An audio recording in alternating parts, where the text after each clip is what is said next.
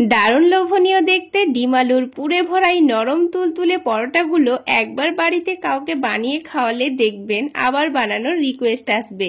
ছোট থেকে বড় সকলেই কিন্তু অনেকটাই মজা করে খাবে। আসসালামু আলাইকুম বন্ধুরা, কিচেন বাঙালিয়ানা চ্যানেলে আপনাদের সবাইকে স্বাগত জানাই। আজকে আমি আপনাদের খুবই সহজ পদ্ধতিতে একেবারে তুলোর মতো নরম তুলতুলে পরোটা তৈরি করে দেখাবো। আর এই পরোটার মধ্যে থাকবে দারুণ টেস্টি ডিম আলুর পুর, যেটা আপনাদের আলাদা করে আর সবজি করে পরোটাগুলো খাওয়ার কোনোই দরকার নেই। এই পরোটাগুলো বানিয়ে চাইলে আপনারা সকালের নাস্তায় বা বাচ্চাদের স্কুল টিফিনেও দিতে পারবেন। আর এই পরোটাগুলো সকালে বানিয়ে রাত্রে খেলেও একেবারে তুলোর মতো নরম তুলতুলে থাকবে আর খেতেও হবে দারুণ মজার। তো পরোটাগুলো তৈরি করে নেওয়ার জন্য এখানে 1 কাপ পরিমাণ হালকা গরম দুধ নিয়ে নিয়েছি। আপনারা চাইলে দুধের পরিবর্তে হালকা গরম পানিও নিয়ে নিতে পারেন। তারপর এখানে লবণ দিয়ে দিয়েছি আর 1 টেবিল চামচ পরিমাণ চিনি দিয়ে দিয়েছি। তার সাথে 2 টেবিল চামচ পরিমাণ সয়াবিন তেল দিয়ে দিয়েছি আর 1 টেবিল চামচ পরিমাণ ইস্ট দিয়ে দেব। এখানে ইস্ট ব্যবহার করার জন্যই কিন্তু পরোটাগুলো অনেকটাই ফুলকো আর অনেকটাই নরম তুলতুলে হবে। তো এবার সবকিছু একসঙ্গে ভালোভাবে মিশিয়ে নিতে হবে। 2 মিনিট মতো এইভাবে মিশিয়ে নিলে দেখবেন চিনিটাও ভালোভাবে গলে গেছে আর ইস্টটাও কিন্তু খুব সুন্দরভাবে মিশে গেছে। এবার এখানে আমি 2 কাপ পরিমাণ ময়দা ব্যবহার করব। এখানে আমি 1 কাপ দুধের জন্য কিন্তু 2 কাপ ময়দা ব্যবহার করেছি। তো আপনার 1 কাপ পরিমাণ ময়দা ব্যবহার করলে হাফ কাপ পরিমাণ দুধ নেবেন। এবার সবকিছু একসঙ্গে ভালোভাবে মিশিয়ে নেব। তারপর এটাকে একটা নরম ডো তৈরি করে নেব। তো খুব ভালোভাবে মিশিয়ে নিয়েছি। দেখুন ডোটা কিন্তু অনেকটাই নরম আছে আর ডোটা ঠিক এই রকমই নরম করেই মেখে নিতে হবে। আর ইস্ট দেওয়ার কারণে কিন্তু ডোটা হাতের মধ্যে অনেকটাই লেগে যাবে। তো তার জন্য আমি অল্প করে একটু তেল হাতের মধ্যে নিয়ে নিয়েছি, দিয়ে ডোটাকে আবার একটু ভালোভাবে মথে নিচ্ছি। আর তেল দিয়ে মথে নিলে দেখবেন হাতের মধ্যে আর ডোটা লেগে যাবে না, খুব সুন্দরভাবে ডোটা সফটভাবে মেখে নেওয়া হয়ে যাবে। তো দেখুন ডোটা কিন্তু খুব সুন্দরভাবে আমি মথে নিয়েছি। এবার এই ডোটাকে আমি 30 মিনিটের জন্য রেস্টে রেখে দেব। ততক্ষণে এদিকে একটা ডিম আলুর পুর তৈরি করে নেব। সেজন্য কড়াইয়ের মধ্যে 2 টেবিল চামচ পরিমাণ সয়াবিন তেল দিয়ে দিলাম। আপনারা চাইলে এখানে সরিষার তেলও দিতে পারেন। অল্প করে একটু রসুন কুচি ভেজে নেব। হালকা লালচে হয়ে গেলে এখানে অল্প করে একটু পেঁয়াজ কুচি ভেজে নেব। পেঁয়াজটাকেও হালকা লালচে হয়ে যাওয়া পর্যন্ত ভেজে নিতে হবে। তো 2 মিনিট পেঁয়াজটা ভেজে নেওয়ার পর হালকা লালচে কালার চলে এসছে। এবার এখানে একটা মিডিয়াম সাইজের আলু কুচি করে কেটে নিয়েছিলাম। আলুটাকে এবার 2 থেকে 3 মিনিট নাড়াচাড়া করে ভেজে নিতে হবে। তো এখানে আলুটা ভাজার সময় আমি গ্যাসের ফ্লেমটা একটু বাড়িয়ে রেখে আলুটা ভেজে নিয়েছি। তো আলুটা ভাজার সময় কিন্তু আমি এখানে কোনো রকম মশলা ব্যবহার করিনি। তারপর এখানে কুচি করে কেটে রাখা গাজর দিয়ে দিচ্ছি আর ঝালের জন্য কাঁচামরিচ কুচি দিয়ে দিয়েছি আর স্বাদ মতো লবণ দিয়ে দিয়েছি আর সামান্য পরিমাণ হলুদের গুঁড়ো, সামান্য পরিমাণ ভাজা জিরা গুঁড়ো, একেবারে সামান্য পরিমাণ ধনে গুঁড়ো দিয়ে দিয়েছি। তারপর অনবরত নাড়াচাড়া করে ভেজে নেব। তো এখানে মশলাগুলো আলুর সঙ্গে ভালোভাবে মিশে গেলেই কিন্তু হয়ে যাবে। তারপর এখানে আলু আর গাজরটাকে হালকা সেদ্ধ করে নেওয়ার জন্য সামান্য পরিমাণ পানি দিয়ে দিয়েছি। তারপর ঢাকনা দিয়ে ঢেকে 5 মিনিট গ্যাসের ফ্লেমটা লোতে রেখে সেদ্ধ করে নেব। তো দেখুন এখানে কিন্তু আলুটাও খুব সুন্দর সেদ্ধ হয়ে গেছে আর পানিটাও অনেকটা শুকিয়ে গেছে। এবার এখানে একটা মিডিয়াম সাইজের টমেটো একেবারে কুচি কুচি করে কেটে দিয়ে দিচ্ছি। তারপর আবারও একটু নাড়াচাড়া করে ভেজে নেব। আপনারা যদি টমেটো না দিতে চান না দিলেও চলবে, তবে দিলে খেতে ভীষণ ভালো লাগবে। তো টমেটো দেওয়ার পর এটাকে আবারও একটু ভালোভাবে ভেজে নেব। তো পানিটা শুকিয়ে যাওয়া পর্যন্ত ভেজে নিয়েছি। এবার এখানে একটা ডিম দিয়ে দেব। তো আমি এখানে একটা ডিম ব্যবহার করছি, আপনারা চাইলে ডিমের পরিমাণটা বাড়িয়েও নিতে পারেন।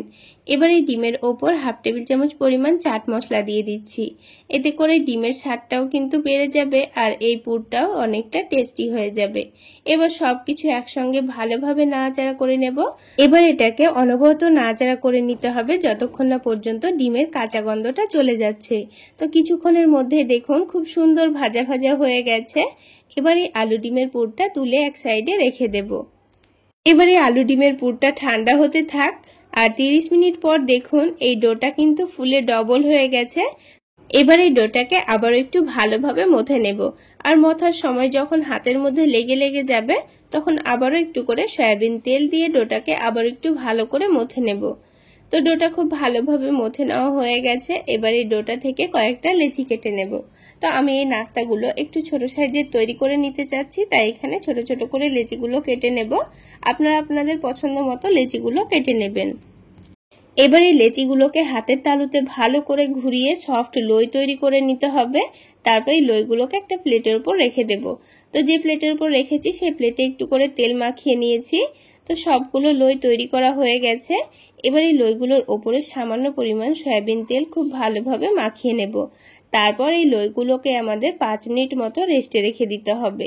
তো আবারও এই লইগুলোকে ঢাকনা দিয়ে ঢেকে 5 মিনিট মতো রেস্টে রেখে দিয়েছি। তো 5 মিনিট পর দেখুন লইগুলো কিন্তু আগের থেকে অনেকটাই ফুলে গেছে। এবার একটা করে লই নিয়ে আমি আপনাদের পরোটাগুলো তৈরি করে দেখিয়ে দিচ্ছি। তো হাতের মধ্যে লইটা নিয়ে এভাবে করে একটু চেপে বড় করে নিতে হবে।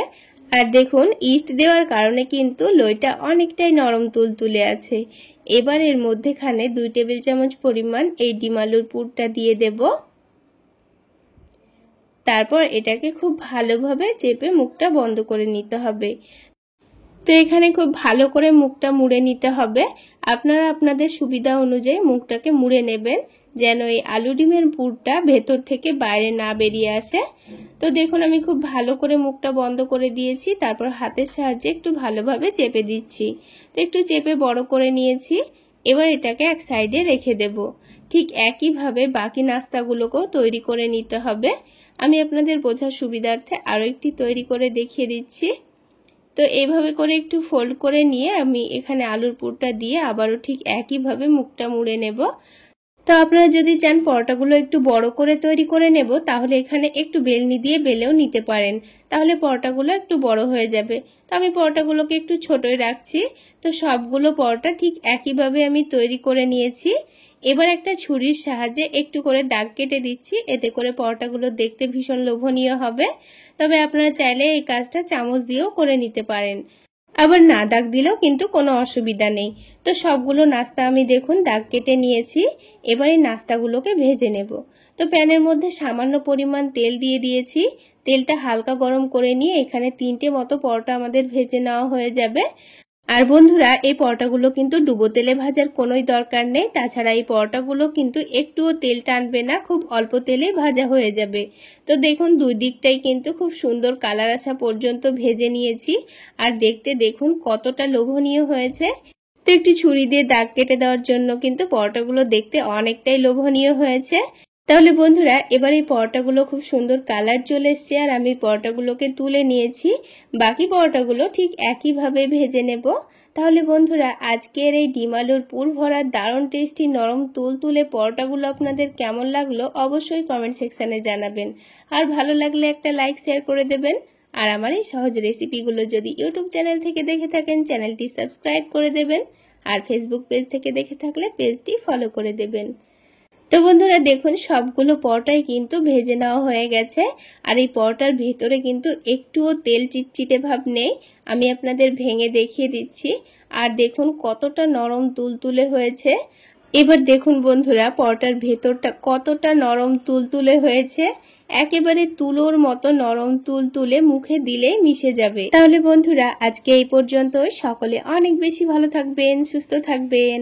দেখা হচ্ছে আরো একটি নতুন রেসিপি নিয়ে নেক্সট এপিসোডে।